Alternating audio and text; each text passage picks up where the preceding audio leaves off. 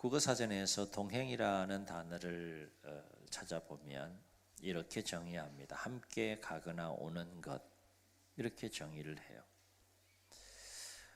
주목할 것은 우리가 어떤 길을 동행하려면 가든지 오든지 길이 험하든지 평탄하든지 그 길이 어떤 길이 되었든지 간에 동행하려면 함께 가야 한다라고 하는 거예요.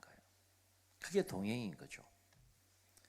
뭐 길이 좋으면 같이 가고 길이 나쁘면 같이 안 가고 즐거운 길이면 같이 가고 힘든 길이면 같이 안 가고 그건 동행이 아닌 거예요.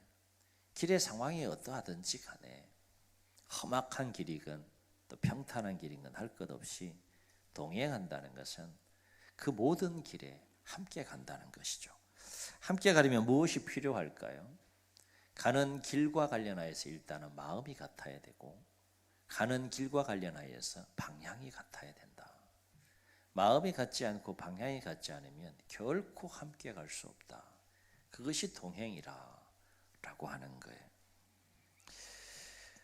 그렇다면 우리가 주님과 동행하려면 어떻게 해야 될까? 오늘 이 문제를 사순절 절기를 맞이해서 우리가 함께 오늘 본문을 가지고 묵상하고 함께 나누려고 합니다. 여러분 주님과 동행하세요? 주님과 동행하고 계신 것 같아요? 요 길은 저 행복하고 즐거운 길이 평탄하니까 요 길은 내가 갈게요 주님. 요쪽 길 보니까 좀 힘드네. 주님이 가세요. 그런 신앙생활 하고 있지 않으세요? 예수님을 믿고 신앙생활하면 마냥 즐겁고 기쁘고 행복하고 그럼 얼마나 좋겠어요. 그런데 뭘 만나요? 힘들고 어려운 상황들을 만나죠. 신앙생활을 하고 예수님을 믿고 예수님을 따라가는 삶으로 인해서 참 힘들고 어려운 일들을 참 많이 만나요. 그럴 때 그런 상황들을 우리가 어떻게 받아들여야 하느냐에 따라서 우리가 신앙생활에 승리할 수 있고 또 넘어질 수도 있고 하는 것을 보게 됩니다. 제자들의 삶도 마찬가지예요. 예수님을 따라가는 제자들의 모습을 보더라도 부활하신 주님을 만난 이전의 제자들의 모습은 형편없었습니다. 너무나 인간적인 제자들의 모습을 보게 되죠. 오늘 이제 주님과 동행하는 삶과 관련해서 오늘 말씀을 우리가 살피게 될 텐데 예수님의 공생의 여정이 마태복음, 마가복음, 누가복음, 요한복음 이 4복음서에 각각 다른 관점을 가지고 예수님이 누구이냐, 어떤 길을 걸어가셨냐에 대한 이야기를 풀어갑니다.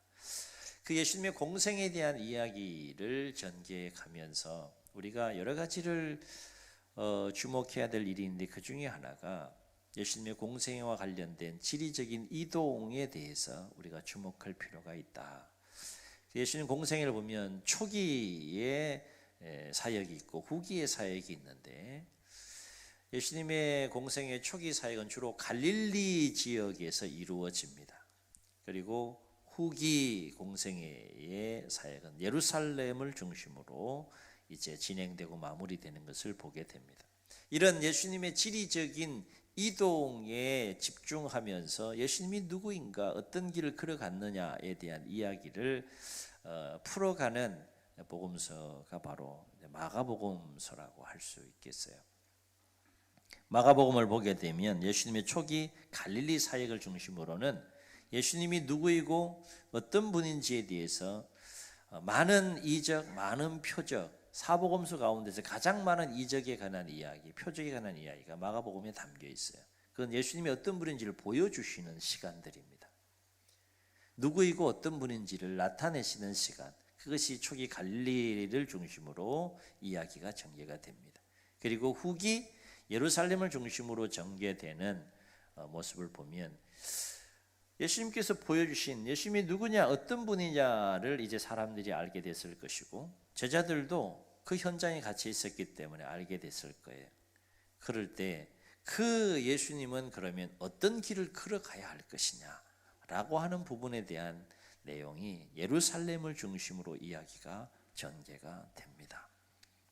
그 중에서 오늘 말씀은 이제 예수님께서 예루살렘으로 향하여 나가는 길의 여정에서 있었던 이야기가 되는데 우리 너무 잘 아는 본문의 상황입니다.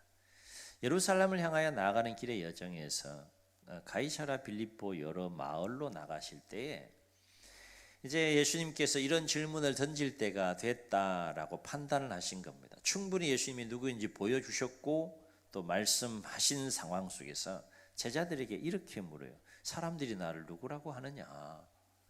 제자들에게 예수님께 물으니까 사람들의 생각을 예수님께 제자들이 이제 말하는데 누구는 세례 요한이라고도 합니다.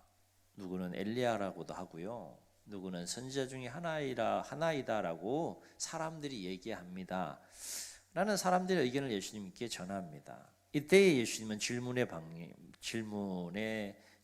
대상을 바꾸어서 제자들에게 이제 질문을 던지는데 뭐라고 질문합니까?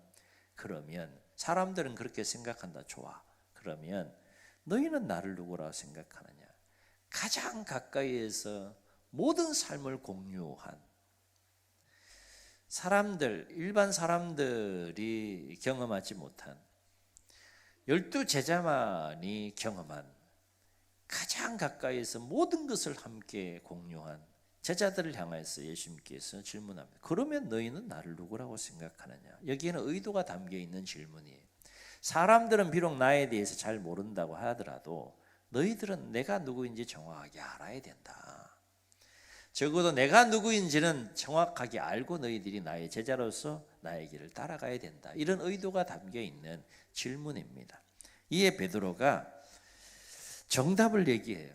주는 그리스도 신이다 라고 이렇게 구약의 다윗의 후손에서 메시아가 나리라라고 하는 이 예언의 성취가 바로 예수님 당신을 통해서 이루어졌습니다. 당신이 바로 우리가 그토록 기다리던 메시아이고 그리스도입니다. 이런 고백을 베드로가 하게 되죠.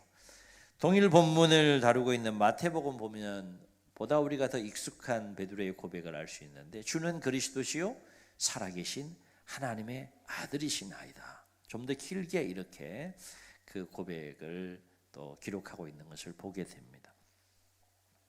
그리고 예수님은 베드로의 이 고백을 칭찬하게 되는데 칭찬하면서 뭐라고 말씀하셨는가 하면 베드로가 입술로 예수님이 누구인가에 대해 고백한 것은 베드로 스스로 알아서 깨달아서 고백한 것이 아니라 누가 알게 하신 것이라고 말씀하셨어요. 아버지 하나님이 가르쳐 주시고 깨닫게 해주셔서 베드로 너를 통해서 내가 누구인지 고백하게 했다. 그렇게 칭찬하시는 장면이 나와요. 베드로도 칭찬받으니까 또 얼마나 좋았겠어요. 그죠? 좀 편하게 얘기하면 한 건 했잖아요. 그죠? 예수님이 누구인지 정말 중요한 질문 앞에 그 질문의 정답을 다 이야기를 했어요. 예수님이 참 잘했다고 이렇게 베드로를 칭찬해 줍니다.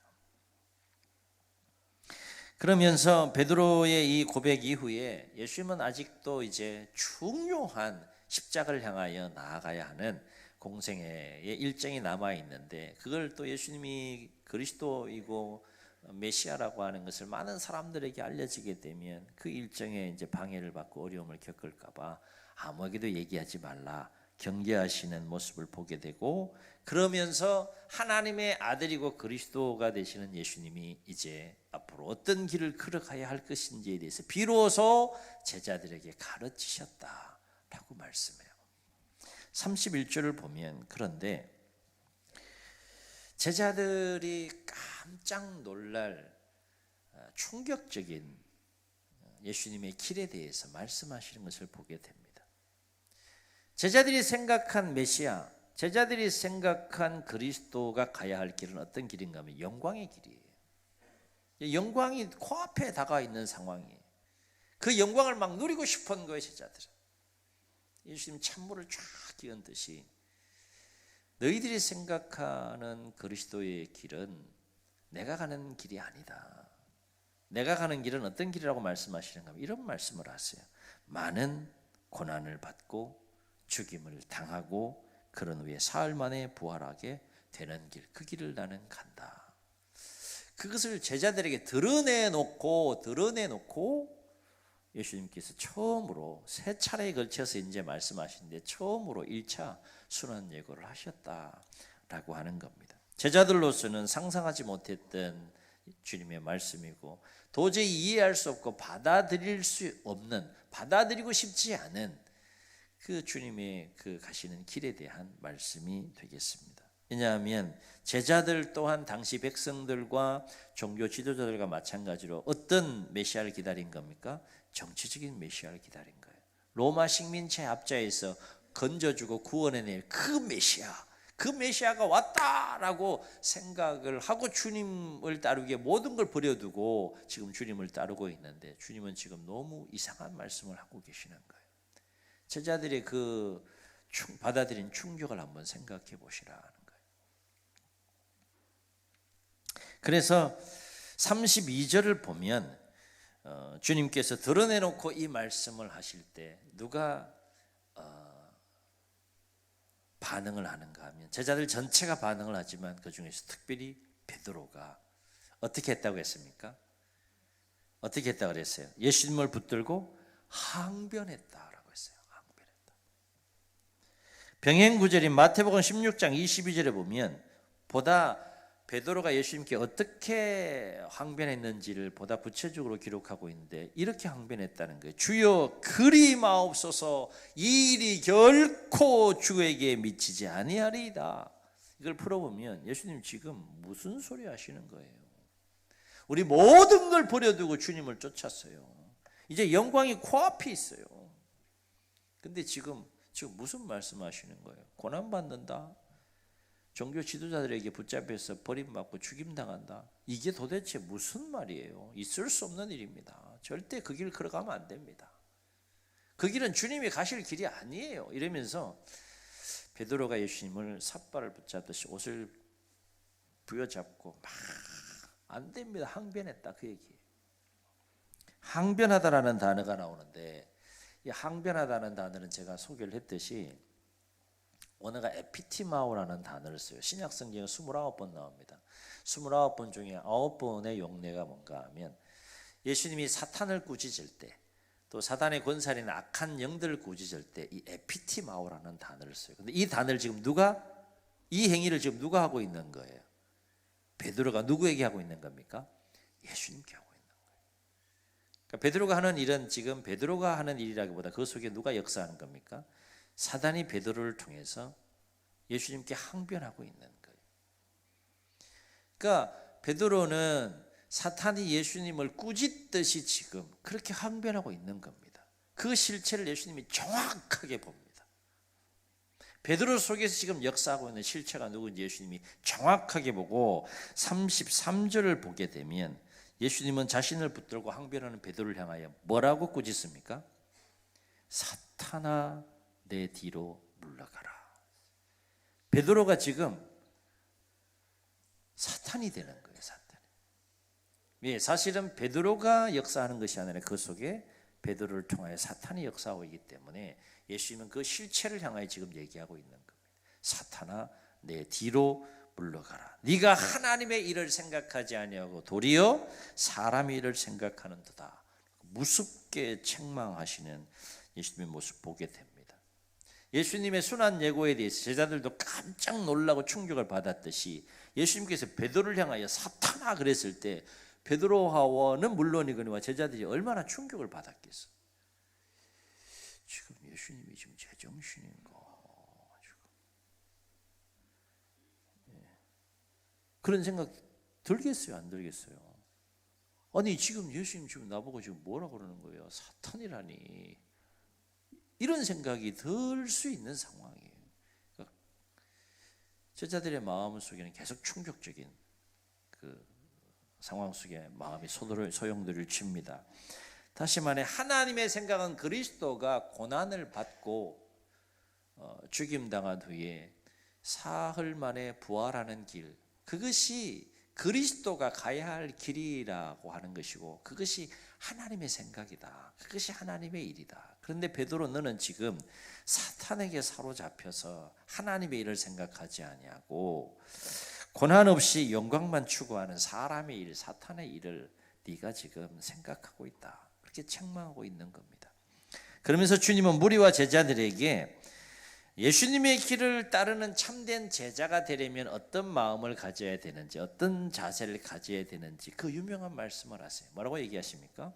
누구든지 나를 따라오려거든 자기를 부인하고 자기 십자가를 지고 나를 따를 것이니라 라고 해요. 굉장히 부담스러운 말씀이죠. 누구든지 나를 따라오려거든, 누구든지 나를 따르는 참된 제자가 되려면 자기를 부인할 수 있어야 된다. 자기 십자가를 질 수 있어야 된다. 그래야 나를 따라올 수 있다 라고 예수님께서 지금 강조하며 말씀하시는 겁니다. 한마디로 주님의 길을 따르는 참된 제자가 되려면 반드시 철저하게 자기를 어떻게 해야 된다는 겁니까? 부인할 수 있어야 한다는 겁니다. 자, 그렇다면 자기를 부인하라고 말씀하셨는데 여러분 주님을 따라가시면서 자기를 부인하세요? 나를 부인하면서 주님을 따르는 것 같습니까? 부인 안 하실 거예요? 그럴 마음이 없어요, 이만큼도? 자기를 부인하라고 말씀하신 이 말씀은 무슨 뜻일까? 무슨 말씀일까? 세 가지 의미가 여기에 담겨 있습니다. 너 자신을 부인해라. 그리고 나를 따르라 했을 때 자기를 부인하라는 첫 번째 의미는 어떤 의미가 담겨 있는가 하면 자기의 생각을 꺾고 하나님의 뜻에 순종해라. 다시요. 뭘 꺾으라고요? 내 생각 꺾으라는 거예요. 내 생각과 하나님의 생각이 같으면 상관없는데 내 생각과 하나님의 생각이 다르면 내 생각을 꺾어라. 내 생각을 내려놔라. 그리고 하나님의 생각, 하나님의 말씀, 그 하나님의 뜻에 순종해라. 그것이 자기를 부인하는 거다. 왜냐하면 주님이 가시는 길은 지금 자기의 유익을 얻기 위한 길이 아니에요. 자기의 영광을 얻기 위한 길이 아니에요. 그러나 제자들 마음속에는 지금 그 마음으로 충만합니다. 예수님 통해서 뭔가 자기의 유익들을 얻고 막 자리 다툼하잖아요. 예수님이 그 왕자에 딱 앉으면 오른쪽 왼쪽 나한테 줘요. 막 그렇게 해서 막 그런 마음 품고 막 그러잖아요. 주님이 가시는 길은 자기의 유익을 구하는 길이 아니에요. 자기의 영광을 추구하는 길이 아니고 오직 어떤 길입니까? 아버지 하나님의 뜻을 이루는 길. 그 길이 주님이 가시는 길이기 때문에 너를 부인하라, 자기를 부인하라는 이 말씀은 나의 생각을 내려놓고 아버지 하나님의 뜻에 순종하는 삶을 살아갈 수 있어야 된다. 그 말씀이 됩니다. 그래서 베드로가 하나님의 뜻에 따라 고난의 길을 가고자 하시는 주님께 항변할 때 예수님께서 베드로에게 하신 말씀이 뭐예요? 33절 우리 함께 다 같이 읽습니다. 시작. 예수께서 돌이키사 제자들을 보시며 베드로를 꾸짖어 이르시되 사탄아 뒤로 물러가라. 네가 하나님의 일을 생각하지 아니하고 도리어 사람의 일을 생각하는도다 그랬어요. 우리 안에 하나님의 생각이 있고 사람의 생각이 있다는 거예요. 이 둘은 항상 충돌한다는 거죠. 그럴 때 우리는 하나님의 생각과 나의 생각 충돌할 때 어떻게 하라는 거예요? 내 생각을 꺾어라. 내 생각을 내려놓아라.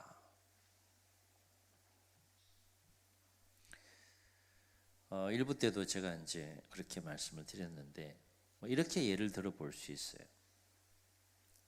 옆에 있는 분을 사랑해라. 이게 이제 하나님의 생각이요. 나는 죽어도 사랑 못합니다. 무슨 일이 있어도 내 눈에 흙이 들어오면서 절대 사랑 못합니다. 이게 내 생각이야. 그러면 자기를 부인한다는 것은 어느 생각을 꺾으라는 거예요? 네? 내 눈에 흙이 들어오기 전까지는 사랑하지 못한다. 그 생각을 꺾고 뭐 하라는 거예요? 죽도록 밉지만 내 안에는 정말 막 죽도록 밉지만 그래도 사랑해라. 그 하나님의 말씀 그걸 붙잡으라는 거예요. 그게 자기를 부인하는 삶이라는 거예요. 쉬워요, 쉬워요. 허허, 제가 기대한 답이 아니네 이거. 뭐 하루 이틀 여러분 신앙생활 합니까? 그게 어렵다 그러면 어떡해? 뭐 오늘 신앙생활 했다 그러면 이해가 가요. 최소한 몇 년들은 되셨잖아. 어려워요. 1초도 고민 안 하셔. 그냥 막 어려워요. 어려워도 해야 돼요. 해야 돼요. 정답. 그건 대답 잘하셨어.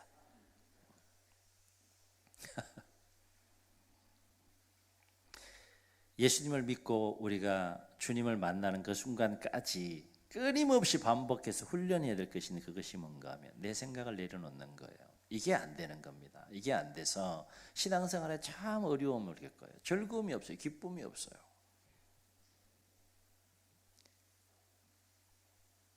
우리의 생명을 다하는 그 순간까지 우리가 끊임없이 날마다 해야 될 일은 뭔가 하면 내 생각과 하나님이 충돌할 때마다 갈등하는 그 연약한 모습은 나한테 있지만 잠시 갈등한다 할지라도 하나님의 뜻, 하나님의 생각, 하나님의 말씀을 붙잡을 수 있을 때 우리가 나를 부인하고 주님의 길을 따라갈 수 있다라고 하는 것입니다.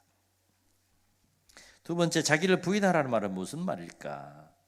하나님의 뜻을 이루는 길에 겪게 되는 고난을 기꺼이 받아들여라. 제자들에게 지금 예수님께서 뭘 강조하고 계세요? 그리스도가 가는 길에 뭐가 있다는 겁니다. 반드시 영광이 있다. 오케이. 반드시 영광이 있어. 근데 영광 앞에 뭐가 있다는 거예요? 고난이 있다. 고난을 통과해야 영광이 있는 것이다. 고난을 강조하세요. 영광도 강조하시지만 그 3일 고난 버림받고 고난받는 그 고난받고 죽임 받으시는 것만 말씀하신 것이 아니라 무엇에 대해서 말씀하셨어요? 부활에 대해서 말씀하세요. 근데 제자들은 지금 온통 어디에 사로잡히는 겁니까? 버림받고 고난받는 일에 사로잡히는 거예요. 영광이 있습니다. 그러나 영광 앞에 뭐가 있다? 고난이 있다. 그래서 31절 뭐라고 말씀하세요? 인자가 많은 고난을 받고 장로들과 대제사장들과 서기관들에게 버림받아 죽임을 당하고 사흘 만에 살아나야 할 것을 비로소 제자들에게 가르치셨다라고 말씀하셨어요. 주목할 것은 예수님은 지금 그 상황이 아니에요. 그런데 곧 맞이하게 될 체포되어서 고난받고 버림받고 십자가에 못 박혀 돌아가실 일에 대하여 미리 아시고 그 길을 걸어가고 계시다라고 하는 것이고, 또 한 가지는 뭐예요? 그 고난의 길을 제자들에게 뭐 하셨다? 가르치셨다 그랬어요. 가르치셨다. 뭘 얘기하는 겁니까?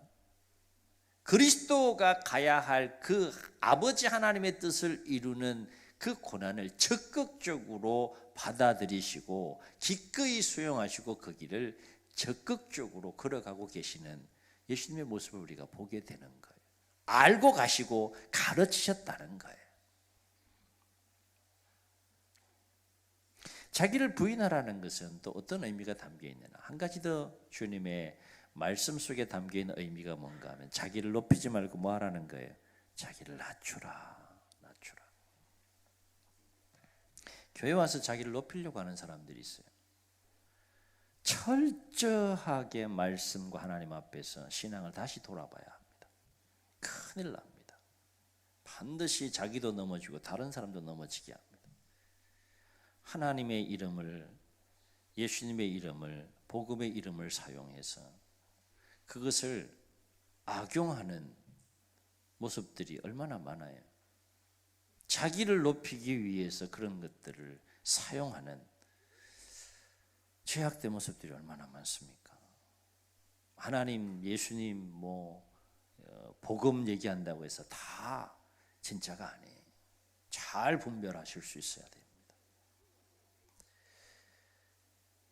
예수님이 가시는 길은 철저하게 자기를 낮추는 길이지 결코 높이는 길이 아니시다. 그래서 많은 말씀이 있지만 마가복음 10장 45절에서 예수님께서 분명하게 이렇게 말씀하세요. 인자가 온 것은 섬김을 받으려고 온 것이 아니다. 도리어 섬기기 위해서 왔다. 그리고 자기의 목숨을 많은 사람의 대속물로 주기 위해서 왔다. 죽으러 오셨다라고 예수님 말씀하세요. 우리의 죄의 문제, 죽음의 문제를 해결하기 위해서, 우리가 해결할 수 없으니까 그 문제 해결하기 위해서 그러려면 자기를 낮춰야죠. 삼위 성부, 성자, 성령 세 분의 하나님 중에 한 분이시지만 그 모든 영광을 다 내려놓으시고 낮고 천한 인간의 모습으로 이 땅에 오셨어요. 그리고 죄인들에게 버림받았어요. 죄인들을 통하여 십자가에 못 박히셨어요. 이건 있을 수 없는 스캔들입니다. 그러나 그 속에 역설의 진리가 담겨 있는 것이죠. 그 길만이 죄의 문제, 죽음의 문제를 해결할 수 있는 유일한 길이시기 때문에 그러려면 철저하게 자신을 낮추시되 어디까지? 빌립보서 2장에 보게 되면 십자가에 죽기까지 복종하시니라 라고 했어요.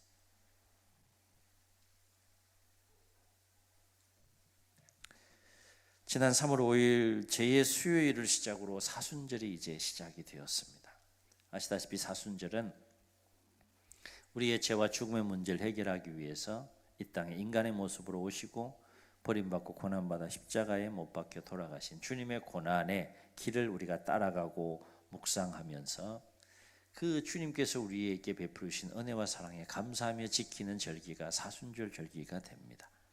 분명한 사실은 우리가 원하든 원치 않든 좋든 싫든 간에 우리는 주님이 가시는 길을 따라가야 한다. 아멘. 제자들이 이거 실패하잖아요. 처음에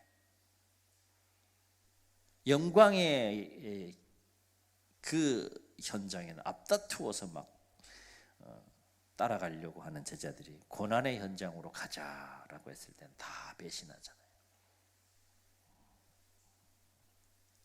길이 어떤 길이 되었든지 간에 주님이 가시는 길이면 우리는 따라가야 한다. 그것이 참된 주님의 제자로서의 삶이다 라고 하는 겁니다. 왜냐하면 비록 고난의 길이지만 그 길은 구원에 이르는 길이고 영원한 생명에 이르는 길이고 영원한 영광에 이르는 길이기 때문에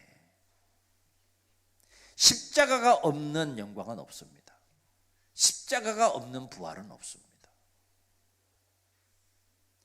십자가의 고난의 길을 걸어가지 않는 자에게는 장차 주님 오실 때에 그 부활의 영광, 구원의 영광, 그 영원한 기쁨에 참여할 수 없다. 주님은 오늘도 주님을 따르고자 하는 모든 자들에게 이렇게 말씀하세요. 누구든지 나를 따라오려거든 자기를 부인하고 자기 십자가를 지고 나를 따를 것이니라 라고 말씀하세요. 힘이 들어도 주님 따라가는 제자들이 되어야 되지 않겠습니까? 아멘. 하나님 이 문제 좀 해결해 줘요. 나 이거 해결 안 해주면 나 신앙생활 안 할래요. 이 단계는 이제 이 단계는 넘어서 해야지.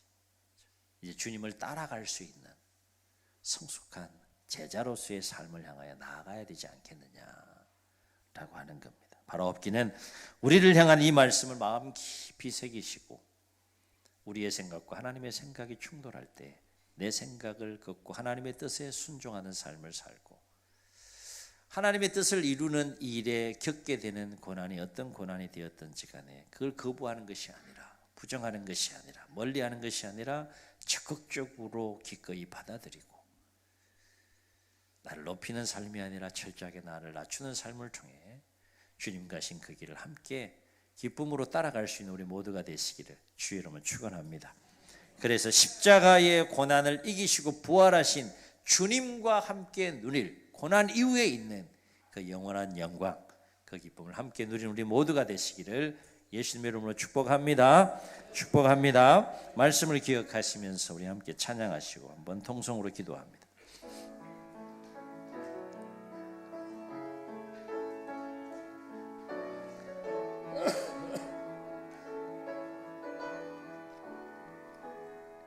고백하며 찬양합시다. 내 마음에 주를 향한 사랑이 나의 말엔 주가 주신 진리로 나의 눈에 주의 눈물 채워주소서.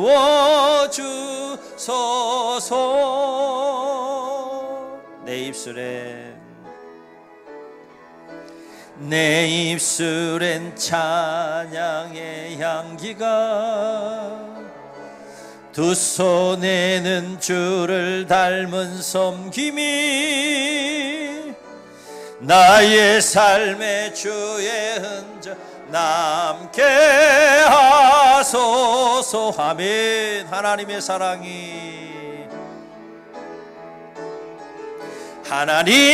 사랑이 영원히 함께하리. 십자가의 길을 걷는 자에게, 순교자의 삶을 사는 이에게,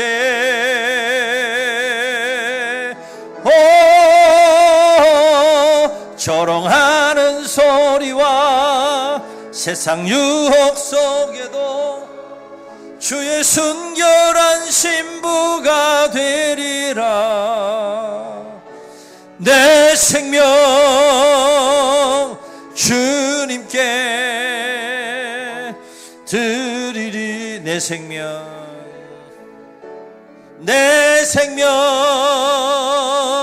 주님께 드리리. 주님, 눈을 감으시고 우리 말씀을 기억하시면서 한번 통성으로 기도하시겠습니다. 주님, 오늘 우리 모두에게 말씀하십니다. 누구든지 나를 따라오려거든 자기를 부인하고 자기 십자가를 지고 나를 따를 것이니라 라고 했습니다. 철저하게 우리를 부인하지 않고는 주님의 길 걸어갈 수 없습니다. 주님도 우리 연약함을 아십니다. 부족함을 아십니다. 왜 모르겠습니까? 당연히 그 길 걸어가야 하는 건 아는데 그리 살지 못하는 약함을 아십니다.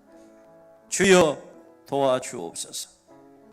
그 길이 고난의 길이라 할지라도 아버지 하나님의 뜻을 이루는 길이라면 기꺼이 그 고난을 받아들이고 우리의 자신을 낮추어 주님과 함께 그 길을 걸어갈 수 있는 성숙한 주님의 참된 제자가 다 될 수 있도록 도와주옵소서.